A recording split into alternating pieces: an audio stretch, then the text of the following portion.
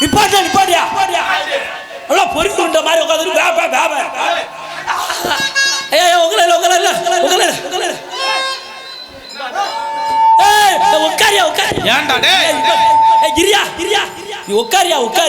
நல்லா போயிட்டு ஏன் நிப்பாட்டு நீ எதுக்கு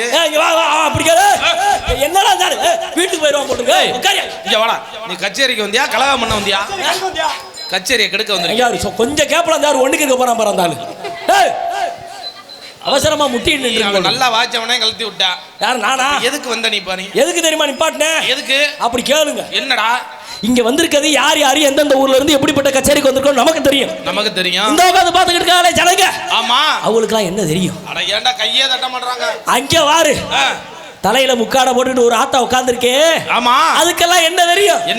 நாளை பின்ன இந்த ஊர்ல ரெண்டு பேசிக்குவாங்க அந்த முச்சந்தில ரெண்டுகிட்டு முனையில ரெண்டுகிட்டு சந்தில ரெண்டுகிட்டு பொந்துல ரெண்டுகிட்டு பக்கத்து ஊர் கிளவி நம்ம ஊர் கிளவி எல்லாம் கூடி குமார் அடிச்சு பேசும் என்ன கேட்கும் பக்கத்து ஊர் கிளவி நம்ம ஊர் கிளவிட்ட கேட்கும் ஒரே இழுவையா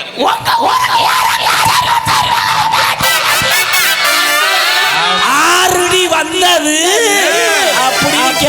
கேட்கும் நம்ம ஊரு கிளவி ராமா என்ன தெரியுமா சொல்லும் சூப்பரா சொல்லும் எப்படி நச்சுன்னு சொல்லும் நறுக்குன்னு சொல்லும் அது யாரோ வந்தா செடி அவங்க முவர கஷ்டம் மூஞ்சி கட்டாயம்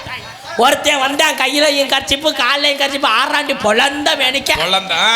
ரெண்டு பாடையை கூட்டிட்டு வந்தாங்க வந்து நின்னாலே வர அப்படியே சோட்டா பீமர்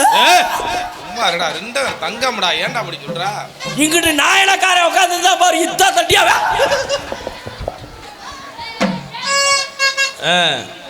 இங்கிட்டு தவுளுக்காரன் உட்கார்ந்துருந்தா பாரு ஓந்தா முடிக்கிற மாதிரி